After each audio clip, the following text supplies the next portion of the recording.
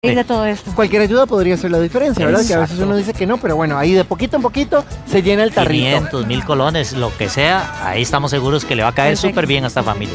Bueno, ¿qué les parece si hablamos de animales de granja? Claro. ¿Listos? Que no me Vea, esté diciendo para por mí. muestra un botón, ¿no ven? ¿Qué No, lo belleza? digo por este ramillete de bellezas. Don que Fernando, Mentira. Don Fernando, ¿cómo le va? ¿Todo bien? Buenos días. Qué bueno tenerla aquí. Eso, ver. Qué gusto. Don Fernando, Igualmente. ¿cuánto tienen esos patos? ¿Cuánto qué? ¿Como edad? Exactamente. Como, bueno, los patos ahí hay de 4 meses y unas como de 8 meses.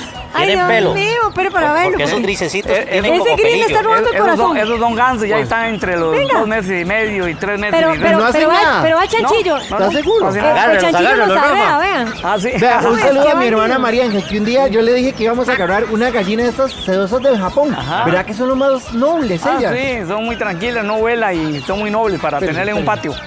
Ahí va Rafa, Eso, véalo, Rafa, véalo saque sus Máximo. dotes Véalo, como agarrando animales. Ya la agarró prensada. Ya ahí la tiene, ahora sí, Aquí ahí está. la tiene. Vea. Ay, Dios. Agárreme a mí una linda. codorniz. Una codorniz. Fernando, para verla. Vea. Oiga, tiene buen copete, le cuento, don Fernando. ¿Y Charlín qué animal quiere tener? Bien, en la mano? yo quería el gansito, pero está... ¿Lo venganzo? Está Sí, pecho, un está gansito ganso. para Ok, Charlín. para ver. Don Fernando, estas codornices... Ay, eso qué- No, me de una vez, papá. Ahí está el gato. Ahí viene, con pelo, papá, ahí viene. Pero qué lindo. Y con la lengua afuera. Ay. Cuidado, me golpeó la Cuidado, codorniz. cuidado, con cuidado, Eso. ya. Estos animalitos, las codornices, ¿la gente dónde los puede tener? La codorniz es como para una jaula, no ocupa mucha altura y se puede tener cantidades, digamos, bastante asignadas, digamos, Pero de qué este tipo de cosa animal. tan O linda. sea, sería ¿verdad? bueno que no tenga una, sino que tenga Sí, varias. es mejor que tenga varios, sí, porque es un huevito de muy buena calidad, ¿verdad? Con 12% de proteína y Ah, sí, tiene la- muchas ventajas. La gente se come los huevitos. Ujú, Ajá, claro, claro. muy bueno, muy rico. Don Fernando, por ejemplo, estas gallinas sedosas, ¿verdad? Que parece que tienen pelo en lugar de plumas. Ajá. Si alguien quisiera tener en la casa, ¿cuántas podría tener? Venga, aquí ya. Eso depende de la comodidad que tenga la persona, ¿verdad? El pasto, porque ellas sí no se retiran mucho y son de una zonita verde, no le va a volar. Entonces es muy bonito, que no le va a ensuciar mucho. Pero yo veo que todos conviven bien. Ah, sí, O sea, claro. si yo quiero tener más o menos. chanchitos, Ah, codornices claro. y los puedo meter así en En un una patio misma puedes jaula. tener todo eso junto, claro, sin ningún problema. Y tiene que ser así o con techito. ¿Cómo se hace con los depredadores? Bueno, ¡Ay, el juepucha! techo dependiendo. ¿Cómo me hizo? ¿Qué pasó? No sé, me picó. Pero no Te seas tan juro. pendejo. No es miedo, es que yo lo iba a hacer así, me hizo sácatas. Ya es que ahí se quedaron Vea, pegadas. si a usted nunca lo ha perseguido una gallina, nunca ha vivido. Total japonesa, digo, la polaca. Esta tiene como pelo, Eso ¿verdad? es como un También. copetón, sí, un Copetón. copetón. Claro. Es coqueta. Ya, es todo curioso. No, es que parecen de Plaza Sésamo. Y, Sí. y esos chanchitos, Esos cerditos del mini pig. Los Mini mini pig pigs. se llama. Son animalitos, Pero- no tienen olor, no tienen Pero glándulas esos de mini olor. pig, ¿hasta cuánto crecen? Eso es como. su Esos tamaño, dependiendo, ¿cuánto hay tienen? líneas más pequeñitas unas que otras, ¿verdad? Entonces puede haber entre 15 kilos, casi adultos, como puede ser que le llegue a 40 o 50 kilos, ¿verdad? Dependiendo también la comida, Ese la machito. línea. Vea, ese machito. Venga, chanchito, venga. eso. Agárrelo. Vamos, Rafa, vamos. dice por ahí. Agárrelo, Rafa. Ya voy, ya Alborotó voy. la granja, Rafa. Eso, Rafa. Eso es lo caso aquí. Eso, Rafa. Ahí viene el chancho. Ahí viene el chancho. Te va el chancho, papá. Eso, vea. Como que se vuelven locos. Ahí El chancho viene. enjabonado, dijo. Ay, no lo maltrate, hay que ir con amor. Ve, con Con amor y con bueno, cariño. Amigos suyos. Primero usted le hace chanchito. cariñito. Primero usted le hace Venga. cariñito. Vea, esa Ese es chiricana. El También, chanchito ¿verdad? dálmata, ¿verdad? Esa que está ahí es chiricana. Ah, Es chiricana, sí, sedosa chiricana. La chiricana es la que no tiene, No tiene plumitas pluma en el cuello, sí. Ahí está, mira, esta chiricana. Esta chiricana. Ahí está. Ahí la Jesucristo. tenemos. Espérese. Ahí la tenemos. Ahí le podemos ver el Ay, cuellito. no, es que vacilona se ve. Pues tu pelado, dijo. Tío. ¡Uy! Ellos están... Fernando. ¡No! Ay, ¿Cómo no. voló? Salió volando la codorniz. No, venga. Ahora sí, ¿cómo la agarramos? Ay, Fernando, ellas en su vida diaria están así, ¿verdad? Juntos. ¡Eso, Charly! ¡Buena! ¡Qué reflejos, papá! Charly, ¿cómo ¿Qué? le hizo? Mi ¿Cómo le abuela. habló? Mi abuelita me Le enseñó. le cantó, piu, piu, piu, piu, y la agarró. Ya Puña. le di cuenta. Espérese. Sí, sí, A ver si claro. cuenta, sí. La coña querida. Ay, esta me la llevo. No, mentira. No, Charly, no. Ya. ¡Ay, va otra! ¡Salió volando la Es que codorniz! esas codornices Chanchito. son bandidas, Ve, agarra ¿verdad? el chanchito. No, pero esas codornices como que ¿Quiere les agarrar gusta, de ese? les gusta lo extremo. A ver. Ahí está. Vea, ¿cómo hace uno para que no se le escapen? Así, la codorniz sí ocupa techo. Ah, sí, Jaula cerrada. Aquí lo Sí, se estamos ocupa techo. viendo, vea. Ya, aquí Sí. está. Venga, chanchito, Esto es venga. bandida. Ya, usted tranquila. Ay, blanquísima. ¿Quiere ver Penelo? Que sí, pero que como que... Tiene que agarrarlo de la pancita. Ya todos se salieron. Tranquilo, todo va a estar Hay bien. que poner el techo de Soy tu los amigo, soy tu amigo. No, vaya, juega ya. No, ya sabemos que Rafa Es la no, costumbre. como que no es muy ¿Verdad? de Es la campo. costumbre, va a salir. Pero Como que ellos no. no gritan así o sea, la gente cree como que uno tal vez los está Como una maltratando. defensa. pero No, es simplemente sí. como bájeme, ya. Exactamente, sí. Ay, está muy bonito Creo todo. que mejor soy amigo de las gallinitas O sea, ¿cuál le gusta más, sedosas. Las sedosas del Japón. Ajá, sí, Y son muy nobles. ustedes en la granja los tienen así igual. Sí, tengo en un espacio solo muy grande. aposento. Ahorita esos animales están en un espacio de casi 4.000 metros. Charlene comanda con el Sí, chiflido. están muy libres. Con el chiflido para agarrar bichos. Veas que se nos salió uno allá. Ay, Charlene, otra Vale, vez. Charlene. Eso, Vaya. pío. Ustedes dudan de mis Vamos, capacidades Charlene, logísticas. saque todo. Ya salieron volando. Santísima, le cayeron a mis dientes en la coca. Espérese. Como salieron volando varias. Ay, Dios mío. ¿Qué le parece, Mari? Si nosotros ya tratamos de solucionar la torta porque ya se nos están yendo todos y usted continúa con más. Vamos a ver, vamos a ver. Ahí Aquí está. está. Bien, Rafa, eso, Yo. Rafa, buena. Estaba en la Eso, pizza, yo ya Rafael. vi. Y Charlene con el canto. Yo soy como la encantadora de cornices. Con el Vamos a llevarla a donde tu familia cornices, amiga. Oye, ¿huela mucho, Fernando? Sí, hay que tenerles techo, hijo. Dios guarde. 2 sin metros de techo. altura puede elevar ellas. Don Fernando, muchas gracias por traer estos animales Gracias. tan La bonitos, verdad que tan lo hemos bonitos. pasado muy bien, Ah, don sí, Fernando. sí. Muchas gracias. Sí. Un gusto, Buenos días, gracias. Fernando. Bueno, Aquí pura quedó vida. otra, al rescate. Venga.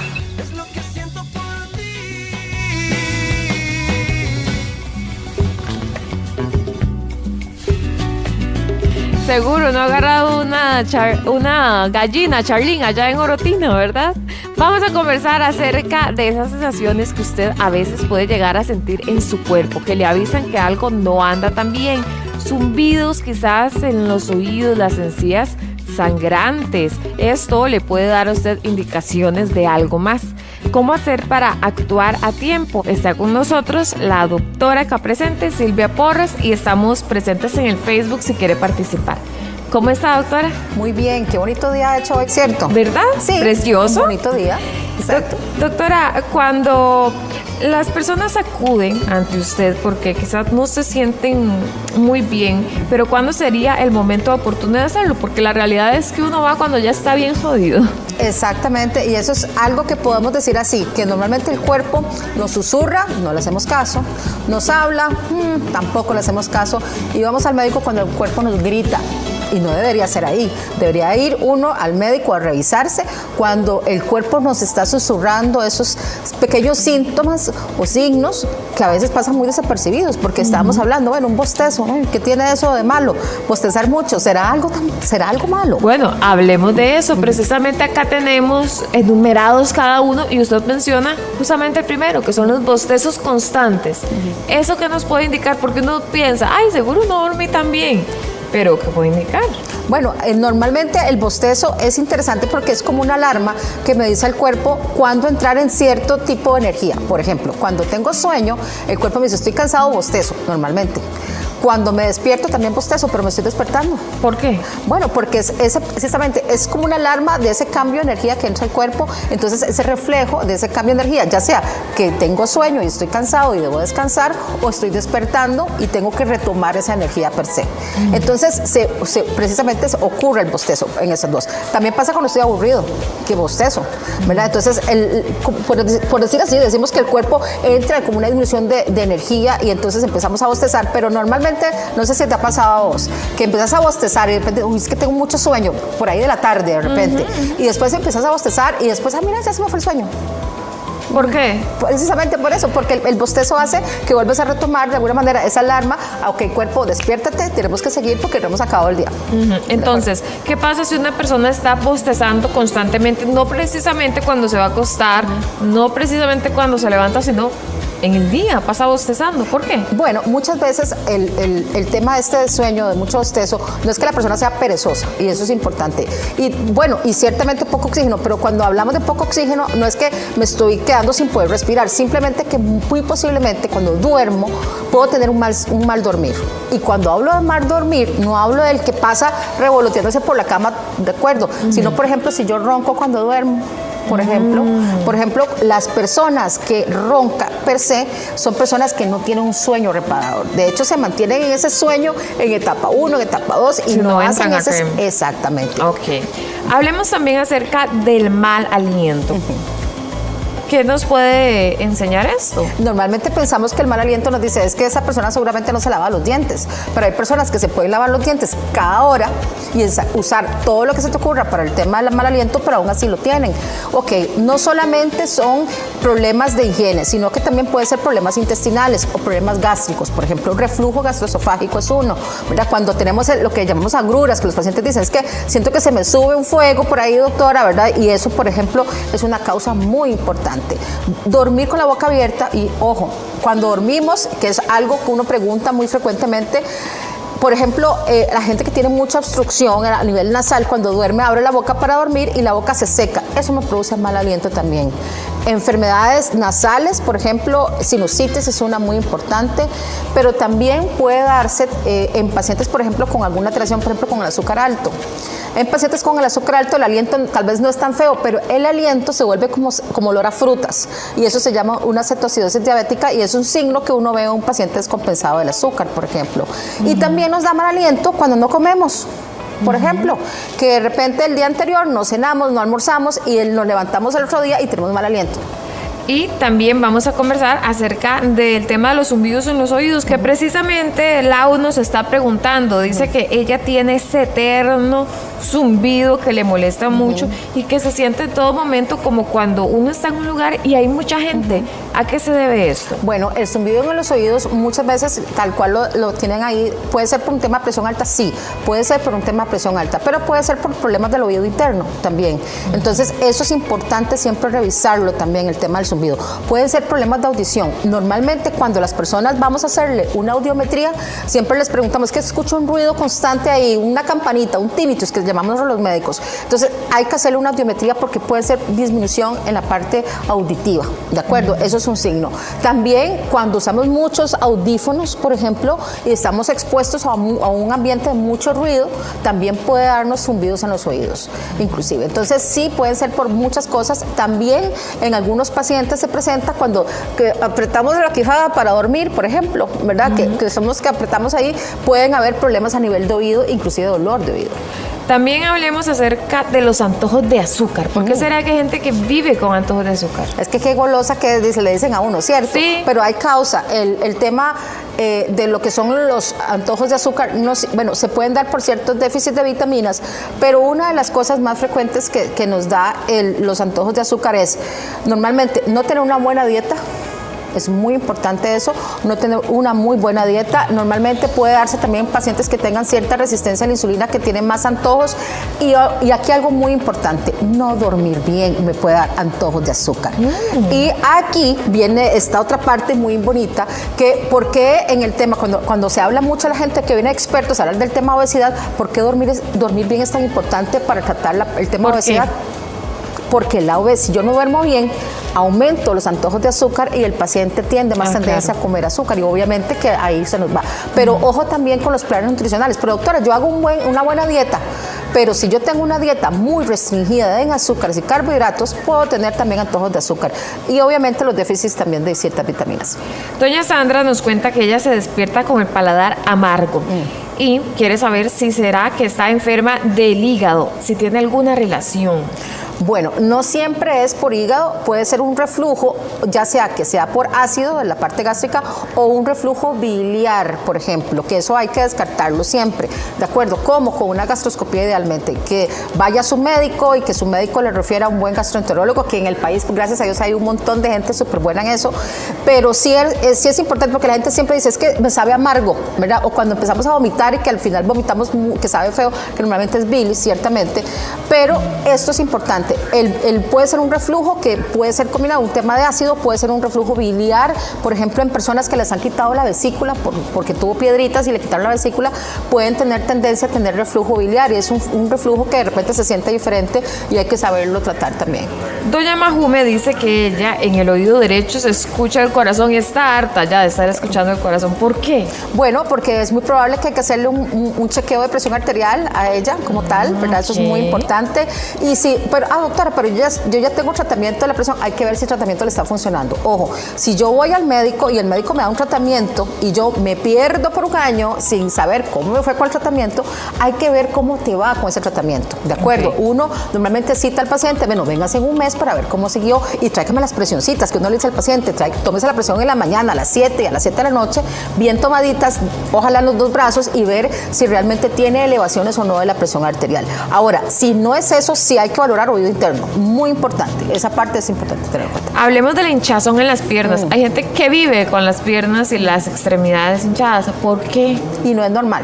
Ojo, no es normal, así Primero como que nada, no es normal. no es normal tener los pies hinchados. Ahora, los pies hinchados hay que buscar la causa.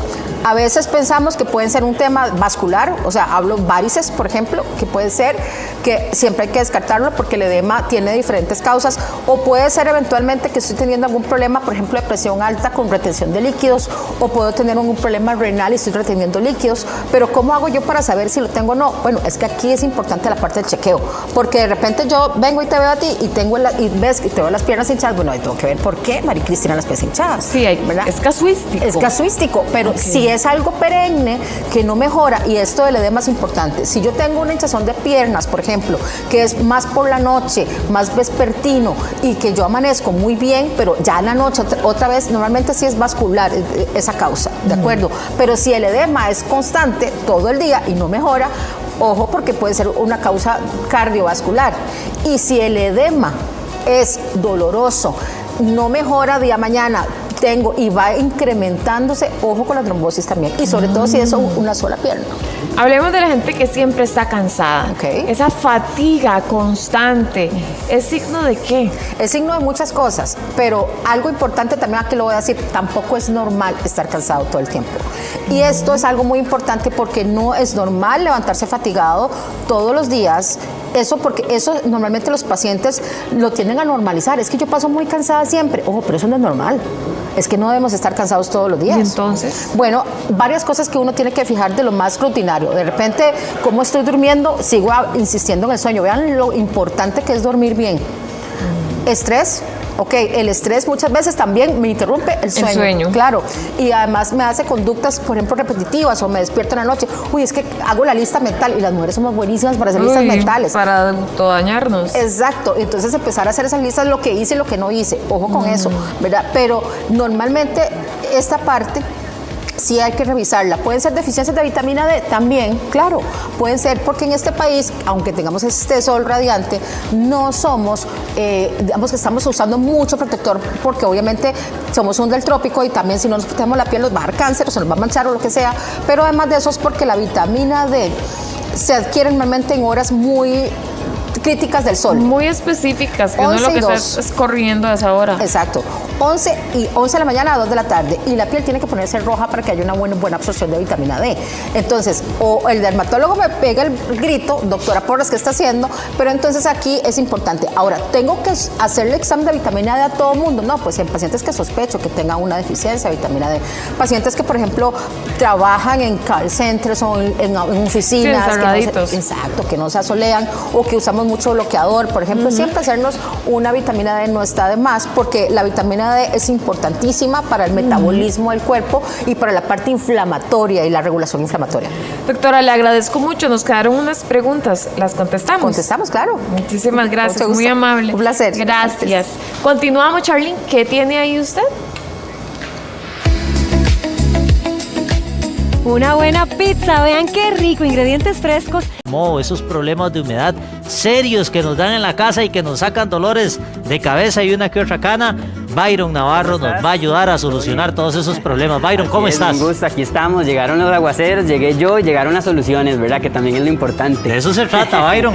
Correcto. Vea, digamos que de una vez vamos a la parte del zinc. Tenemos goteras en nuestro techo. Claro. ¿Qué productos traen ustedes que nos solucionen el Nosotros problemita? traemos una amplia variedad de productos, desde sprays tapagoteras, ¿verdad? Que a veces es importante porque es una solución bastante eficaz, rápida y fácil de aplicar, ¿verdad? También tenemos la tradicional cinta tapagoteras y bueno, así evitamos. Traigámoslo para ver los productos. Aquí tenemos, por ejemplo, este que está por acá, que Esa estaba es la listo cinta. para el que usted tiene. Ajá. Siempre es importante, ¿verdad? Nosotros hacer revisiones periódicas periódicas antes de que empiecen los aguaceros, porque cuando aplicamos cualquier producto sobre el techo o la pared es necesario que nosotros ya, ¿verdad?, tengamos esa prevención y dejar secar cualquier producto que vayamos a aplicar. Entonces, por ejemplo, cuando tenemos goteras en los techos, tenemos el spray, pastas o cintas, ¿verdad? Si gusta usted trae el spray para demostrar por allá. Claro. Acá tenemos la tradicional cinta tapagoteras, ¿verdad? Que estos son productos muy fáciles de aplicar. Esto es una capa asfáltica que lo que va a hacer es sellar por completo los huecos que tengamos en el techo. Incluso también se utiliza a veces para grietas en paredes, puertas, ventanas y demás. Aquí podemos ver la capa asfáltica. Y igual, cortar lo necesario, tampoco es necesario como aplicar un montón. Es cuestión de una tijerita, localizar el huequito y cómo se pone. Limpiar, ¿verdad? Muy bien el techo, que esté completamente seco y, ¿verdad?, que no haya humedad ni residuos de polvo. Desprendemos la membrana que trae por aquí. Y esto lo que vamos a hacer es aplicar, obviamente primero al hueco, y empezamos ya a sellar los bordes. Esto lo que va a hacer es que no va a permitir el paso del agua en ningún momento. O sea, Byron, ya eso, digamos, ya después de que se deja secar, como usted lo dice, cae el aguacero y vea lo que va a pasar. Y no vamos a tener filtraciones por este lado del techo. Incluso aquí puse la mano por debajo y queda completamente seco. Ya ahí solucionó el problema. Esta capa asfáltica con el calor del sol, ¿verdad?, cuando dejamos secar, se va todavía a extender por completo para ya así sellar por completo la filtración que tengamos en el techo. Byron, y me llena de curiosidad el spray, ¿cómo funciona? Es un producto bastante innovador. Dice, agítese antes de usar. Correcto, son 2 minutos de que hay que agitar completamente seguidos, y es un producto bastante innovador porque va a hacerle el trabajo, va a facilitarle su trabajo. Entonces, a la hora de aplicar en los techos o puertas, esto lo que viene es un spray que también es asfáltico. En este caso, este es color transparente porque a las personas de repente pues no les gusta, ¿verdad?, cuando hay manchas negras ahí en el techo y demás. Agitamos, como él lo decía, por 2 minutos y aplicamos solamente y dejamos secar ahí el spray. Él se va a ir ahí secando en el hueco, se va a filtrar y lo va a sellar por completo. Aunque ese liquidito parece que se va por la otra parte donde no está el hueco. En este caso, porque aparte de que está mojado, ¿verdad?, él también va a resbalar un poco. Cuando está completamente seco el caliente. techo, correcto, eso va a permitir y ahí él va a empezar a secar. Usted puede aplicar ahí las veces que sean necesarias. Voy a aplicar una vez más por acá para que... ¿Y en qué momento es mejor usar el spray o la cinta? Eso es para facilidad de trabajo, ¿verdad? Si usted quiere evitarse como todo el dilema de estar cortando cintas, de que no se vean pedazos de cinta, retazos y demás, entonces el spray te va a permitir, ve en este caso que aplicamos un poquito más y de una vez él se aglomera y va a crear esa línea de silicón y eso va a sellar por completo el hueco. Es esa espumita. Exacto, correcto. Ok, muy bien. ¿Traemos alguna otra opción para el Sí, zinc? tenemos, ¿verdad? Por este lado le podemos ofrecer para evitar que usted no tenga huecos, ¿verdad?, en el techo de una vez. Entonces, lo ideal sería que cuando usted coloque el zinc nuevo o usted revise de que, ¿verdad?, hay problemas, aplicar las pinturas adecuadas y correctas. Estos son pinturas que tienen 4 capas, ¿verdad?, que le van a permitir sellar, filtrar los rayos UV, que no genere como, ¿verdad?, que debilite el techo como tal. Entonces, a veces tenemos el zinc esmaltado como está por acá y nosotros no lo pintamos por lujo, se pinta para darle una mayor duración y una mayor vida útil al techo. Entonces, tenemos estas pinturas, ¿verdad?, que lo que hacen es generar 4 capas. Aquí lo podemos ver simulando que ese es el techo y genera 4 capas protectoras para evitar esos huecos en el techo. Ahora, si yo lo quiero pintar el techo, ¿cuántas pasadas de pintura tengo que darle? Esta, por ejemplo, estas pinturas que son de 1 galón, va a permitirle 10 metros cuadrados. Entonces, ahí sería calcular el tamaño del techo, las dimensiones que usted quiera pintar y con 10 metros cuadrados esta te va a abarcar por completo. Igual tenemos presentaciones de 1 cuarto y de 1 cubeta. ¿Y basta con una mano o es como la casa, que hay que dejarlo para secar y después pasarle otra manita? Ok, tal como tenemos este techo que está por acá, que es como un techo, ¿verdad?, nuevo, por así decirlo, solamente con una mano. Cuando el techo esté seco y lo tenemos que dejar, ¿verdad?, ojalá aplicarlo en la mañana, a 7, 8 de la mañana y dejarlo secar por unas horas, ya en la tarde va a estar listo por si se quiere venir el aguacero. Y también tenemos el problema cuando el techo está ya oxidado, ¿verdad?, que eso sucede mucho. Entonces tenemos este óxido, ¿verdad?, que se aplica, lijamos la parte oxidada con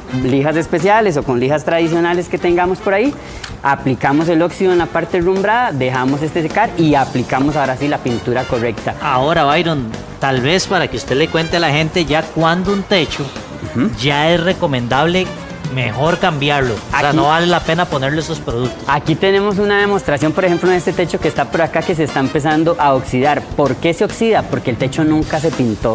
Si el techo se hubiera pintado desde el primer momento, hasta 25 años puede durar un techo completamente pintado y en buen estado. Pero llega y pasa el tiempo en el que el techo tal vez no se pintó, o que ya pasaron esos años, se pintó con una pintura que tal vez no era tan recomendable o de buena calidad, y entonces empieza a oxidarse el techo. Esto, por ejemplo, el problema más común de que se hacen los huecos, los gatos. Llega un gato, salta en el techo y empiezan a hacer esos movimientos, empiezan a hacer esos huecos, y los mismos tornillos se empiezan a hacer grietas, y ahí es donde se generan las goteras o filtraciones.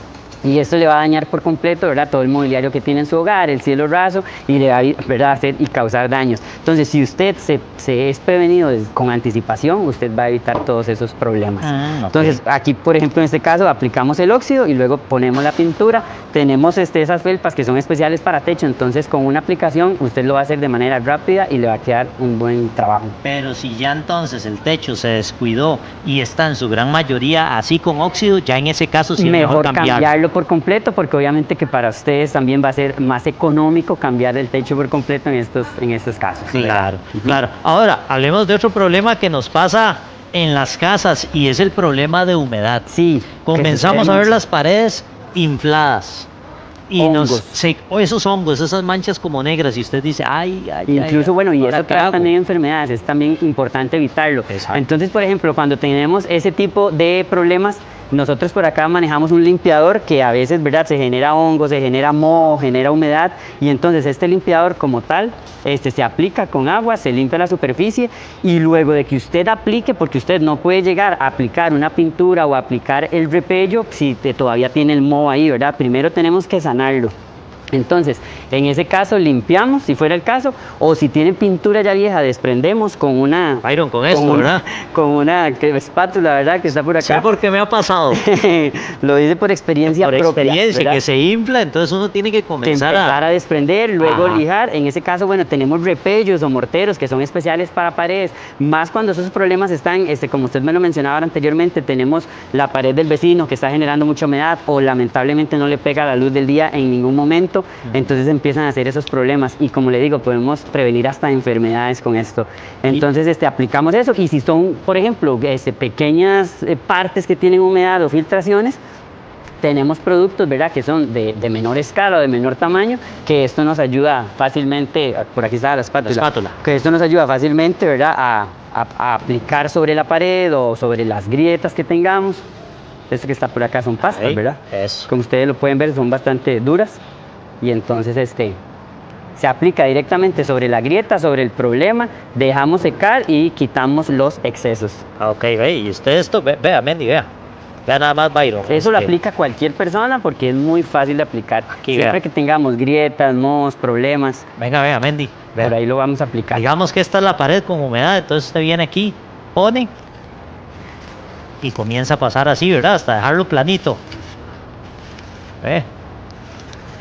Ahí está Byron, gracias por traernos Completamente sellado. estos consejos, soy yo, muy Con amable. mucho gusto. Pura vida. Pura vida, muchas gracias.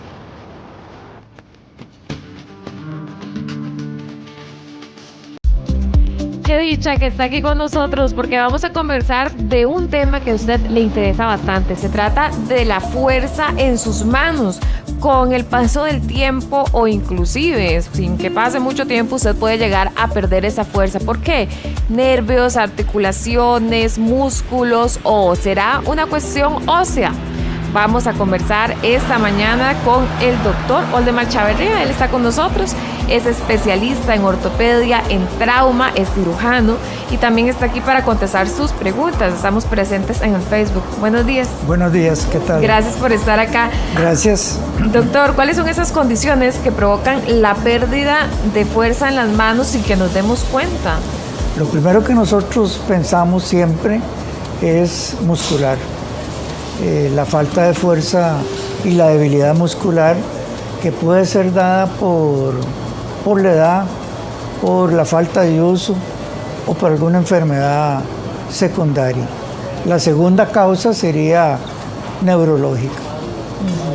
¿Y cómo es ese procedimiento que ustedes hacen para definir, por ejemplo, si es algo muscular o algo neurológico? Siempre revisamos la combinación entre fuerza, movimiento, sensibilidad, como hormigueos o puntos de parestesias, que es como se llama la pérdida de sensibilidad, para poder diferir entre un trastorno vascular, un trastorno neurológico o un trastorno muscular. ¿Qué pasa cuando a una persona se le dificulta abrir y cerrar recipientes, cosa que antes podía hacer normalmente? ¿Eso qué indica? Casi que es el primer signo. Siempre les preguntamos a los pacientes si puede abrir una botella de agua o un frasco de jalea. Casi que es el primer síntoma donde el paciente, que normalmente lo ha hecho, percibe la limitación o la incapacidad. Y en ese momento, ¿usted qué piensa cuando una persona dice, bueno, es que a mí me cuesta hasta colgar la ropa, que nos describen las señoras que a veces hasta eso? ¿Qué considera usted cuando le Piensa dan en un eso? trastorno neurológico. Neurológico. Sí. ¿Por qué? Porque es lo más frecuente que veamos en cuello, en hombro, en Por este codo movimiento. y en muñeca. Sí. Ah, que ya no es solamente la muñeca, es todo a la hora de Sí, colgar la claro, ropa. los atrapamientos nerviosos pueden ser en cualquiera de esos puntos. Viendo precisamente la pantalla en donde se habla de lo que conversamos, de colgar la ropa y también el tema de organizar los platos en la cocina, de abrir y cerrar cajones, maquillarse, inclusive hilar, usar el cuchillo, cerrar y abrir un zipper. Si la persona ya reporta esto, ¿usted qué consideraría hacer en ese caso? Hay dos cosas que está mencionando, que es la falta de fuerza y la falta de precisión.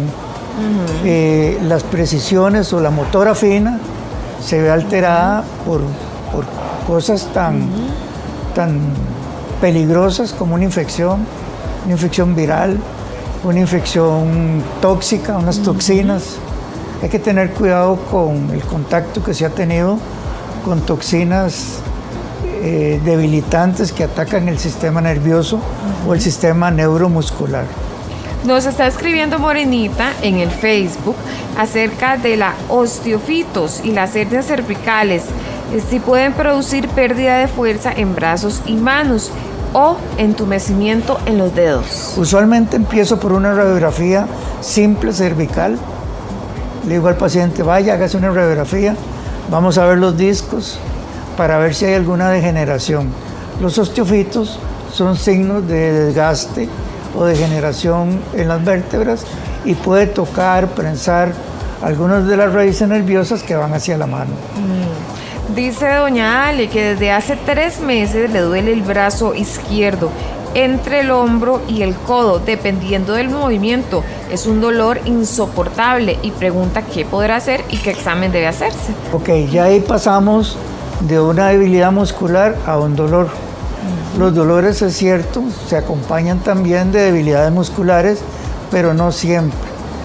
Puede ser incluso un síndrome de compresión o pinzamiento de los tendones en el hombro o en el codo o a nivel cervical. La exploración incluye ir buscando la guía hasta llegar a las cervicales, suponiendo que no hay nada en el cerebro. Oh, suponiendo Porque eso. eso es otra cosa. Está preguntando Annie que ella tiene un dedo gatillado. ¿Eso a qué se debe? Eso es una tendinitis. Es una Es la tendinitis. inflamación del tendón que se produce por cuestiones mecánicas. No es neurológico, no es ninguna enfermedad neuromuscular, sino que es un esfuerzo. Ok.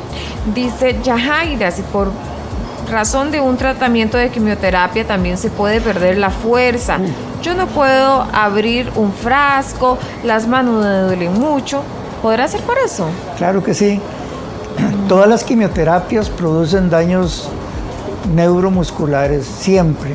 Acuérdese que es un medicamento muy fuerte para parar el crecimiento de células De cáncer. cancerosas, pero también puede dañar tejido sano, normal. Y sí se da tanto en pastillas o en inyecciones, se da debilidades musculares. Entonces sí puede ser por eso. Dice Lau que ella tiene cervicalgia, ha perdido mucha fuerza y también le ha estado doliendo constantemente la cabeza, especialmente en la frente.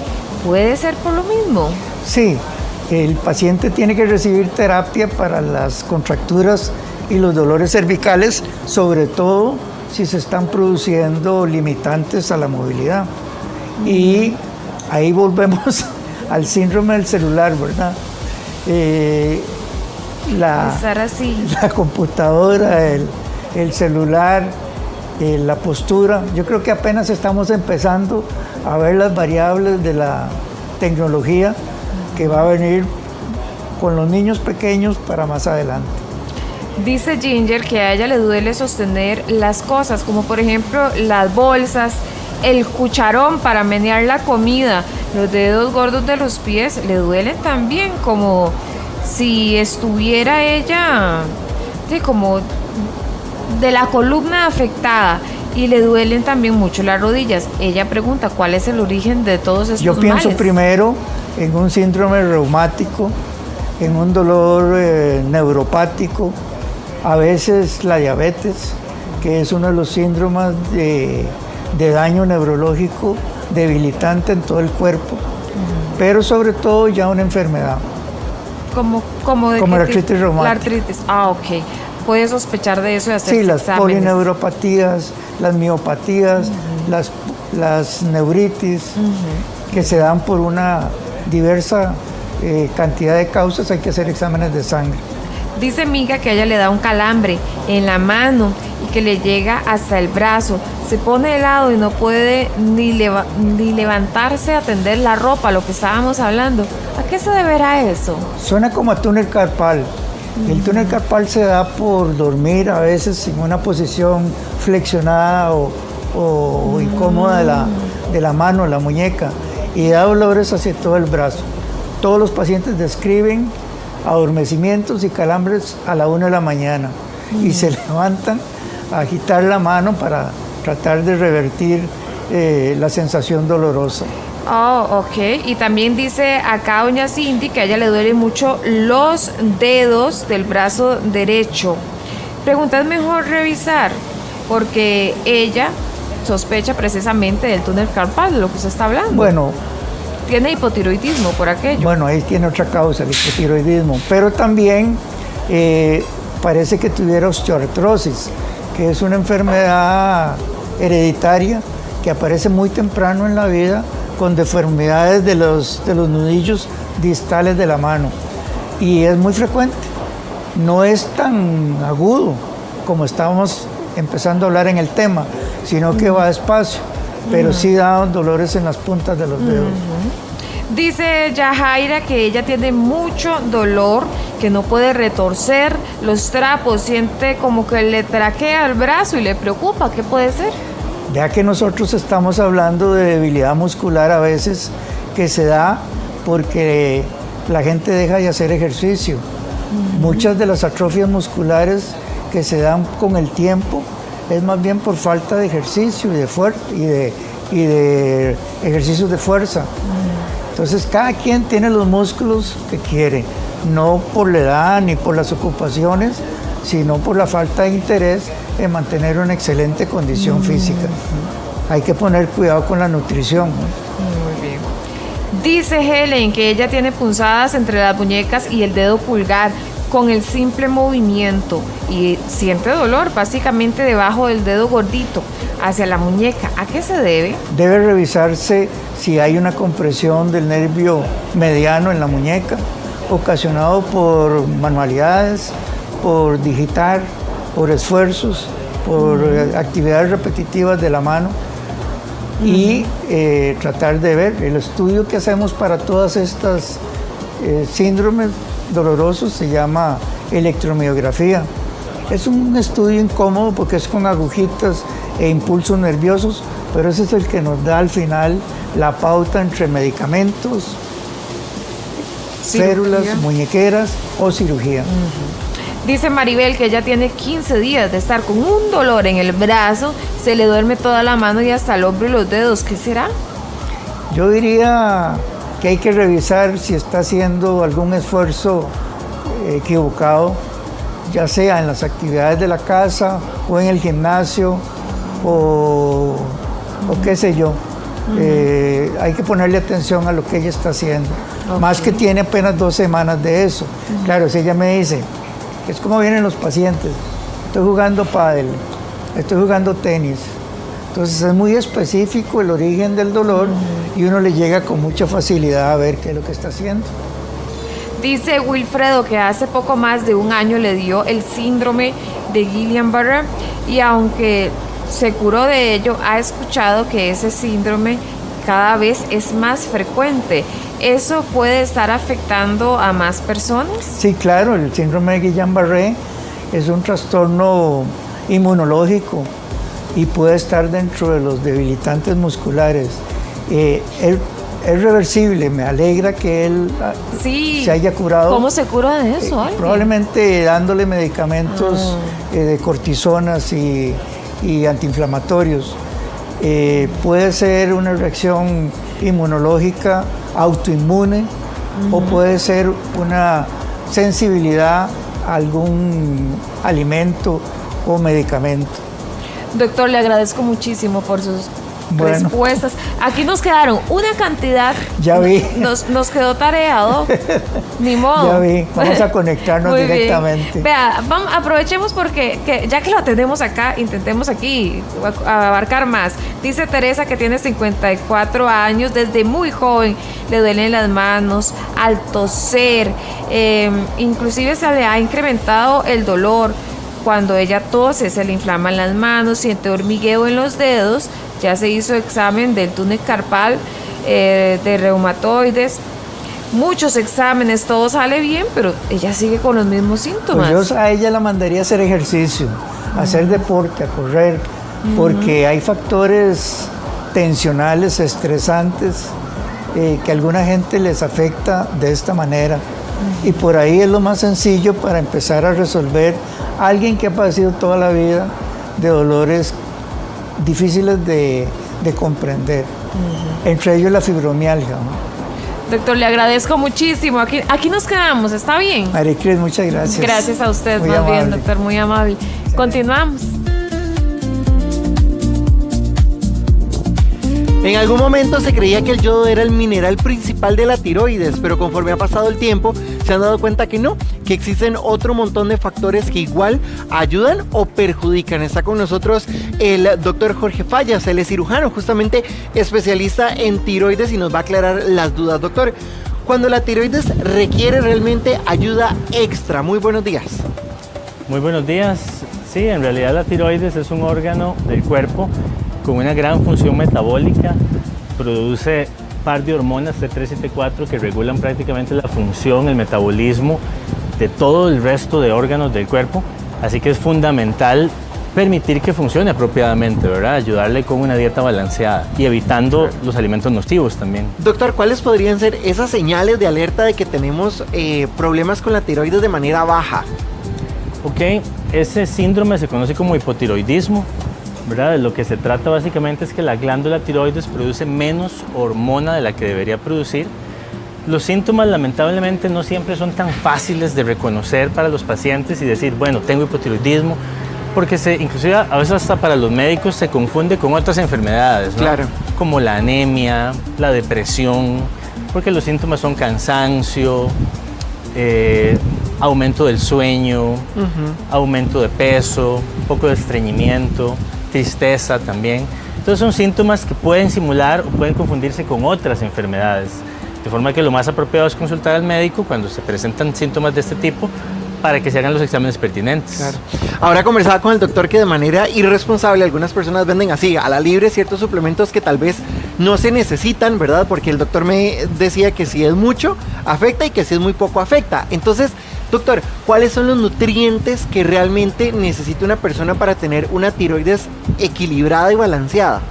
Sí, no dista de una dieta balanceada en general, ¿verdad? Al fin y al cabo el cuerpo humano es uno solo.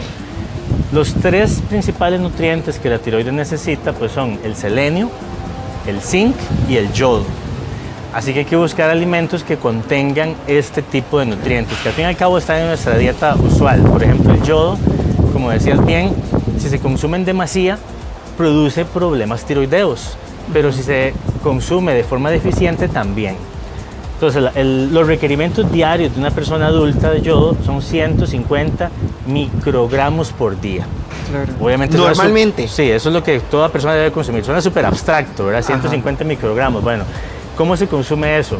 Para ponerles un ejemplo, en nuestro país la sal está yodada y en muchos países del mundo. Eso fue un decreto, una política pública a partir de tantos problemas que tenían pacientes por deficiencia de yodo. Claro.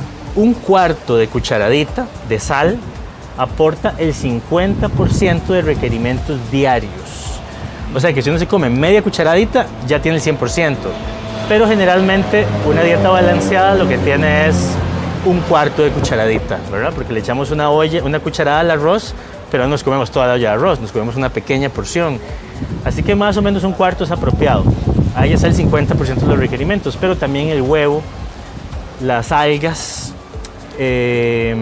productos lácteos derivados de animales, entonces, como el yogur, sobre todo el griego, algunos tipos de queso, como el queso cheddar, tiene aporte de yodo. Así que una dieta que involucre carnes rojas una vez por semana, carnes blancas, porque el pollo también tiene una vez por semana, huevo, ocasionalmente en el desayuno, que se cocine con sal de mesa, todo eso ya nos da el aporte apropiado. Claro. Si a eso le agregamos una capsulita, que es un suplemento que lo venden indiscriminadamente, por ejemplo, que trae algún tipo de yoduro, y lo consumimos, generalmente eso ya trae 150 microgramos. Entonces ahí está el aporte diario necesario. Si a eso le sumamos que tenemos una dieta apropiada, estamos consumiendo el doble de lo que ocupamos, y eso a largo plazo puede generar problemas de la tiroides. Pero entonces, ¿quién sí debería de tomar esa suplementación? ¿En qué casos? Ok, eso es probablemente lo más importante que vamos a hablar ahorita, porque sí puede haber pacientes que se beneficien de suplementarse. Si hablamos de zinc y de selenio, que me falta, pues los vamos a encontrar en productos de mar, como las ostras, algas, cangrejo, sardina, atún, y también en hígado de res, carne de res, pollo asado, pavo asado. Claro. Entonces vean que la mayoría de cosas que estoy diciendo son animales o derivadas de los animales. Entonces, sin ánimo de estigmatizar a nadie, si alguien es vegano y no consume ningún tipo de producto derivado de los animales, probablemente su aporte de yodo va a ser muy pequeño, está consumiendo muy poco yodo.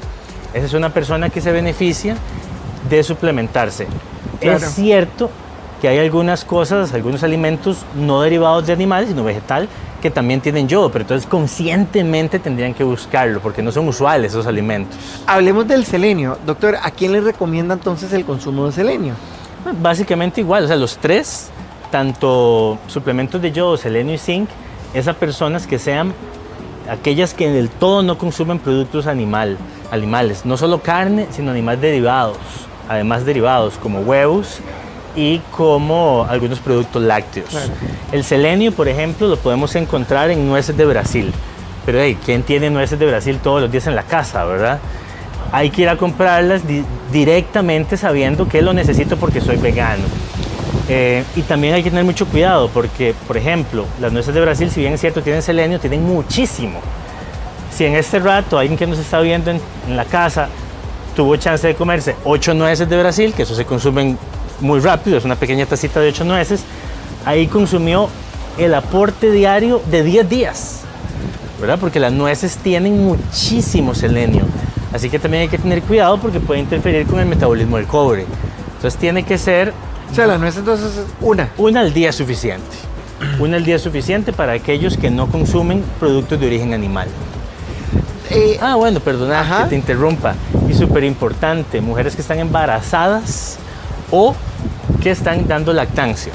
Les decía que los requerimientos diarios de una persona no embarazada son 150 microgramos, pero la de una persona embarazada son 220. O sea, 1,5 lo de una persona no embarazada. Y una persona en lactancia ocupa 290, o sea, el doble exacto de alguien que no está embarazada. Entonces, en esos pacientes es ideal que se suplementen siempre y cuando sea bajo la supervisión de un especialista. No nada más decir, me voy a suplementar. ojalá acompañados por un endocrinólogo, porque sí es cierto que el déficit de yodo durante el embarazo y la lactancia son de las principales causas a nivel mundial de desarrollo intelectual inapropiado del niño que se está desarrollando. En Costa Rica, afortunadamente, eso ocurre muy poco porque la sal es yodada, pero si somos personas que ya tenemos un consumo bajo de yodo, además estamos en embarazo o dando lactancia, definitivamente hay que suplementarse, ¿verdad? Hablemos del zinc. Una persona con problemas de tiroides, ¿a dónde lo encuentra o cuándo debe de suplementarse? A ver, el zinc es un nutriente que participa en muchísimas funciones del cuerpo humano, en diferentes actividades orgánicas, antioxidantes, y es hasta un catalizador del metabolismo. Entonces, el zinc se encuentra mucho en ostras, en carnes rojas y en productos de mar, como les decía. La suplementación del zinc suele ser súper inusual, porque también el exceso produce malabsorción de cobre que deriva en otros problemas, también de tipo neurológico a veces. Así que no recomendaría yo suplementar zinc a menos de que sea igualmente una persona con ciertas limitaciones o restricciones dietéticas.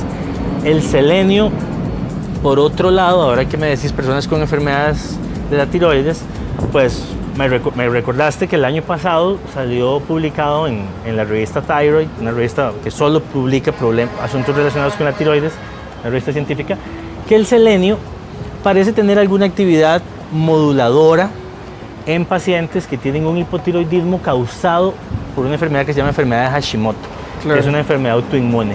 Entonces el selenio se ve que regula y modula esta enfermedad y de forma que se controla parcialmente.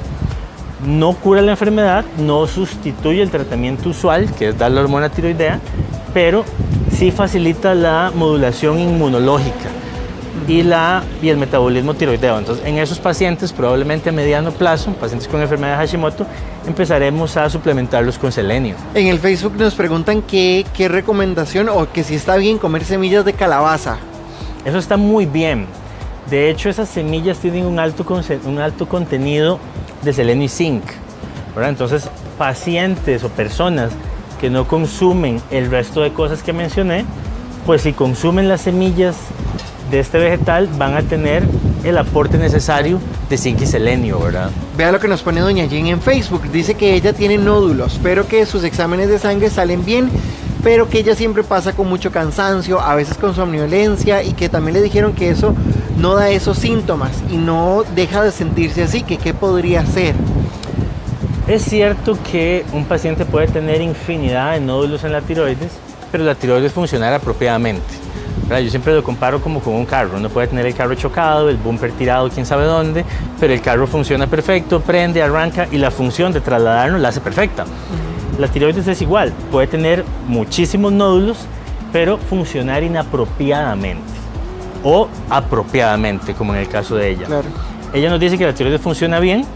Si la tiroides funciona y produce la cantidad apropiada de hormona tiroidea, claro, ese cansancio, esa somnolencia, inclusive hasta cambios en el estado de ánimo, deben de investigarse desde otra óptica, porque no todos estos síntomas se los podemos responsabilizar a la tiroides. Como decía al principio, el asunto es que los síntomas de un cuerpo humano no siempre se pueden explicar tan fácilmente como, fiebre es por esto, claro, ¿verdad?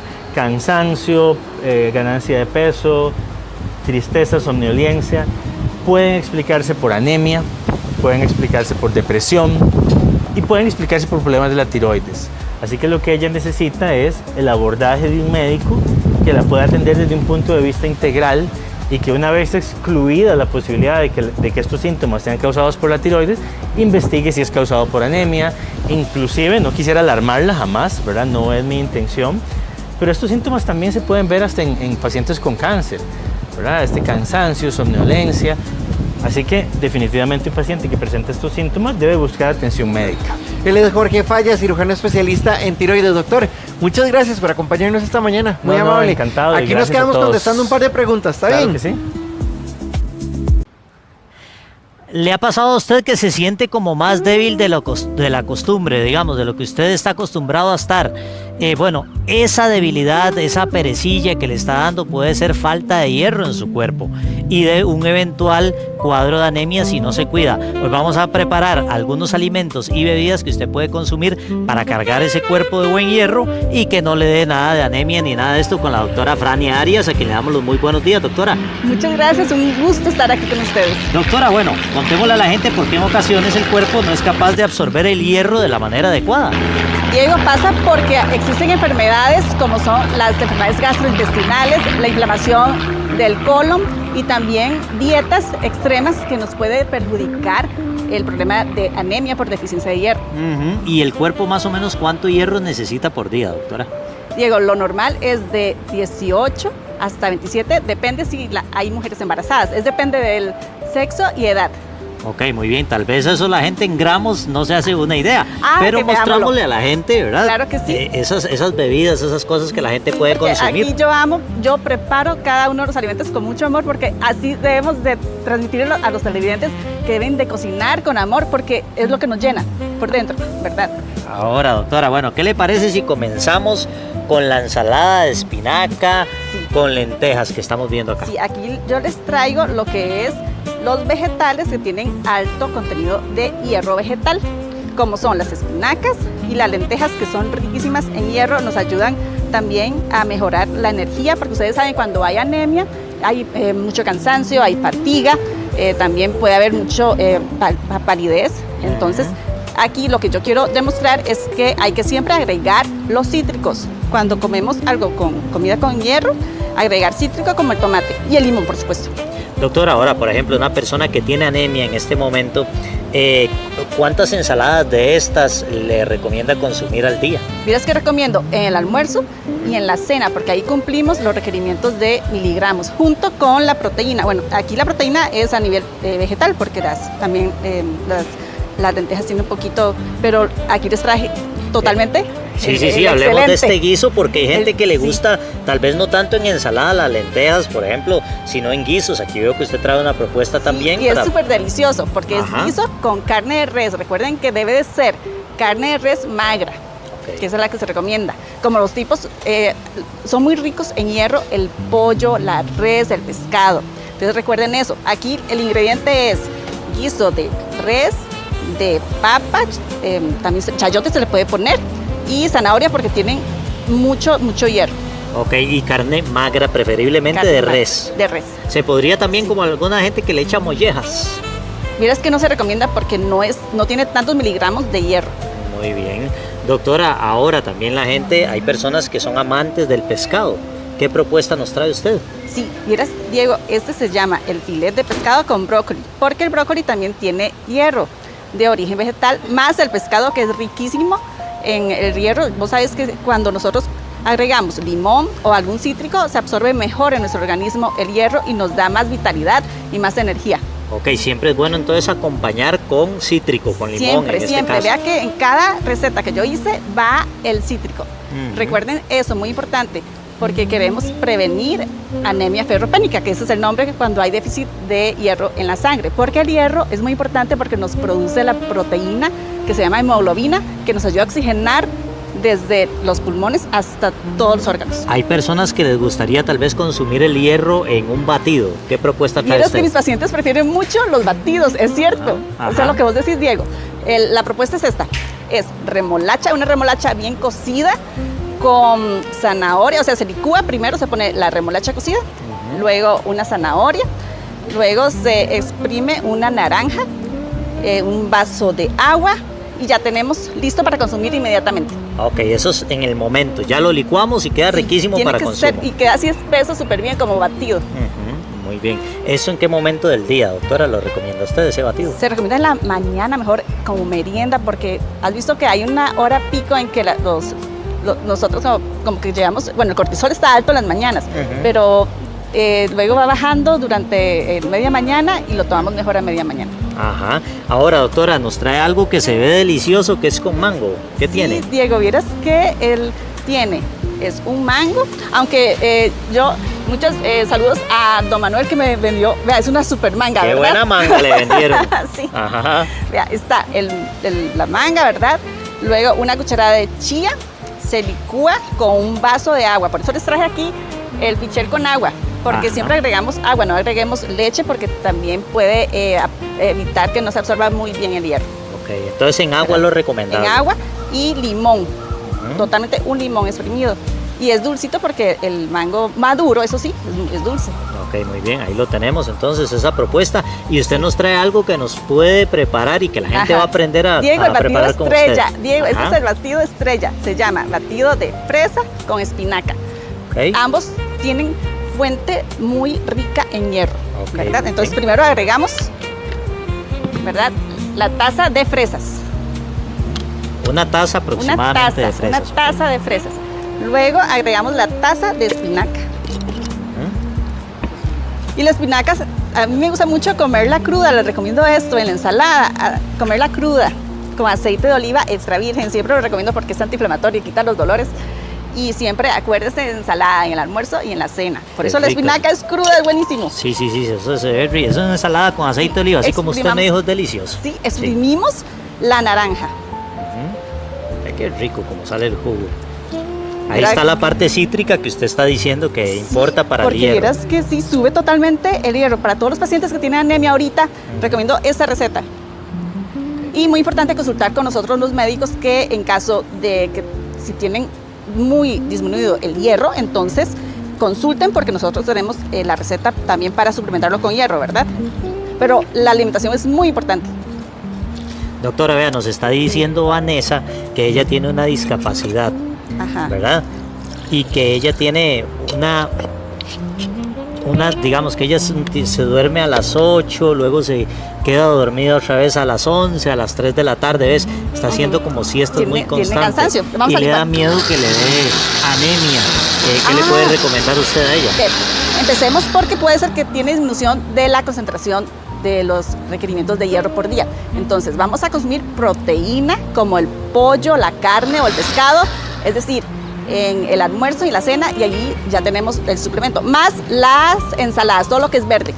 Ok, Lau nos está preguntando que cada cuánto hay que comer pescado. Vieras que lo ideal, todos los días tenemos que comer proteína, todos los días, tenemos que intercambiar, o un día pollo, pescado, podemos comerlo hasta 3 veces a la semana. 3 veces a la semana para que tome datos. Ajá. Dicen que una fuente de hierro muy rica es el hígado. Sí, también porque es carne magra, es carne de res, que es la que más tiene hierro. Y es barato. Te va a la carnicería, compra 1 kilito y se hace un filet fresco de hígado. Riquísimo. Claro, sí, es buenísimo. Mira, ya tenemos el batido de fresa con espinaca. Lorena nos está preguntando que si la remolacha la puede consumir cruda o cocinada. Lo ideal, ahorita mejor bien cocinada, porque se prepara, como que todo se concentra mejor a la hora de hacer el batido. Ok, muy bien, ahí tenemos entonces el batido que nos está preparando ¡qué la delicia! Frania. Vean qué delicia. Ya que es rico, ideal para consumirlo en las mañanas como merienda. Sí, correcto, y directo. Se toma directo y vamos a ponerle, porque todo, ¿verdad? Todo lo que nosotros debemos hacer, lo tenemos que hacer bien hecho. Vean, aquí les busqué un... Tapadito, doctora. Sí. Vamos a ver, ¿cuál de ustedes, compañeritos, que me está alzando la mano, quiere? ¿Cuál de ustedes quiere batidito? ¿Ah? Una pura risa que tome yo. Está bien, vamos a probar. Yo confío en su buena mano. Sí, claro que sí. Doctora, muchas gracias por venir a traernos estos consejos. Para servirles y para que todos tengamos una vida sana. Exactamente, buen hierro. Sí, muy bueno. En algunos casos en los hospitales, sobre todo en los públicos, ocurre una mala atención médica. Ya sea al momento de una cirugía o al momento en que usted lo atiende el médico, y esto nos puede derivar en problemas para nuestra salud. Podemos quedar con alguna consecuencia a corto, mediano o largo plazo. Entonces, la caja tiene su responsabilidad en este caso, pero ¿cómo se puede demostrar que existe un daño, además un incumplimiento y una relación entre ambos? Bueno, el abogado Kendall Ruiz, a quien le damos los buenos días, hoy nos va a explicar. Licenciado, ¿cómo está? Bien, ¿vos qué tal? ¿Cómo vas? Licenciado, cuando nos pasa una situación como esta y hablamos de una indemnización por errores médicos o fallas en los servicios públicos, ¿qué tipo de responsabilidad estamos hablando, verdad? Y además de eso, ¿cómo se le da pie a reclamar una posible indemnización? Sí, tal vez lo que tenemos que tener en consideración es que es un derecho constitucional que tienen las personas al acceso a la salud, el acceso a la salud pública, que fue una lucha que se dio hace años, en los años 40, el tema de las garantías sociales y también el acceso, la modificación de la Constitución política en su momento. Esto, inclusive, si se ha visto que las personas inclusive reclaman para la atención médica que sea expedita, que sea ágil, ¿verdad? Tal cual como corresponde y que es un derecho de las personas. Esto también significa que si le atienden, le tienen que atender bien y velar porque la persona pues reciba la atención para que se pueda recuperar. Ahora me preguntabas, ¿qué tipo de responsabilidad puede darse? Bueno, puede ser desde civil, que es un tema económico por los daños que se pueden ocasionar, y otra que puede ser penal, en caso que se determine que hay alguna afectación que el Código Penal regule, y también pues puede darse a nivel laboral, si la persona incumple con algo, entonces hasta podría ser despedido sin responsabilidad patronal. Entonces hay una serie de responsabilidades que se van dando según corresponde. Ahora, yo me imagino que quejas hay muchas todos los días en la caja y en los hospitales, eso se entiende, pero ¿en qué momento se puede solicitar una indemnización? Sí, bueno, lo primero que tenemos que tener en consideración es que para que se indemnice algo se tiene que demostrar primero que hay un daño y que uno le llama como abogado el nexo causal. En realidad es como la relación que hay entre el daño que supuestamente se da y cuánto costó este daño, entre otras cosas. Para que tal vez las personas nos entiendan, yo siempre explico en clases qué es daño y perjuicio, ¿verdad? Entonces, por ejemplo, si se choca un taxi, entonces el daño es la afectación, qué sé yo, a la puerta del taxi, y el perjuicio es lo que dejó de percibir. De igual manera con las personas también, si tienen un daño, entonces cuánto cuesta la reparación, la indemnización de qué sé yo, del dedo, de la mano y demás, y lo que dejó de percibir o la afectación que tuvo la persona. Entonces igual eso se tiene que demostrar, así como también el daño psicológico que eventualmente pueda comprobarse. Ahora, en el caso de los errores médicos también, ¿en qué momento se puede demostrar que es debido a una actuación negligente por parte del médico, del personal encargado, y en qué momento el médico o la gente que trabaja en este caso del sistema de salud puede decir, no, es que es una complicación propia del procedimiento que se le hizo? Sí, eso lo hablamos antes de comenzar, que es un tema súper delicado porque el tema de las malpraxis requieren peritajes especiales de parte de otros médicos que revisen y determinen si en realidad hay una falta o no. Hay que entender que el ser humano pues es una máquina, por así decirlo, que podrían darse ciertos elementos que de una u otra manera justifiquen que algo no salió bien, ¿verdad? Pero si algo salió mal, tenemos que tener los elementos suficientes para comprobar que se debe a esa malpraxis médica, de que hubo negligencia, falta el deber de cuidado, que no se atendió debidamente, pero también se entra a analizar si de parte de la persona hay algún incumplimiento en, qué sé yo, en los cuidados, que le dice, vea, usted no puede saltar por 10 días. Bueno, saltaste, eso ya implica que vos mismo te ocasionaste este daño. También se dieron las indicaciones. La Ley General de Administración Pública establece esa responsabilidad del Estado y todos los funcionarios públicos para con los administrados, que somos nosotros los ciudadanos, y por tanto tienen que velar por eso. Pero si el ciudadano falta, no significa de que también se va a indemnizar.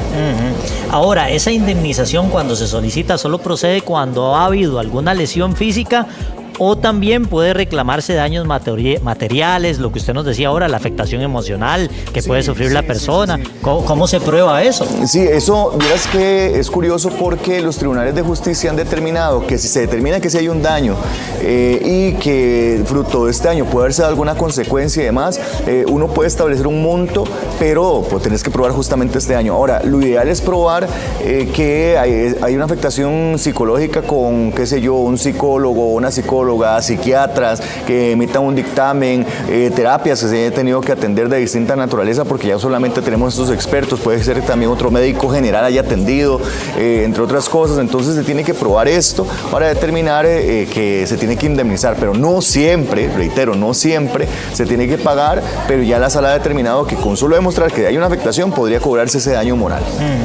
Ahora, ¿quién puede ser demandado, licenciado?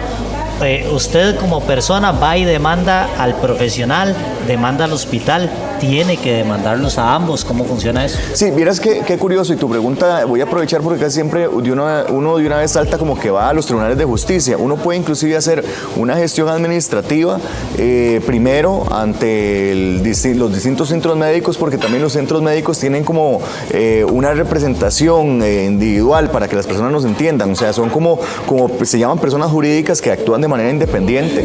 Entonces ellos pues responden de manera independiente y a nivel administrativo se puede hacer el reclamo. Si ya a nivel administrativo no prospera, ya puedes ir a sede judicial y reclamar con respecto a este daño, esta afectación que hay, y probando todos los elementos de la eventual afectación. Ahora, la pregunta que vos haces, ¿a quién se reclama? Bueno, se puede reclamar al centro médico y también al médico o al todo el personal tratante, porque puede que no sea solamente el médico, puede que sea la jefatura de piso, la enfermería, el médico tratante, el médico que hizo tal vez simplemente alguna atención. Entonces puede que sea un grupo muy grande o algo muy reducido, y de igual manera, de manera solidaria, el centro médico o el Estado, por así decirlo.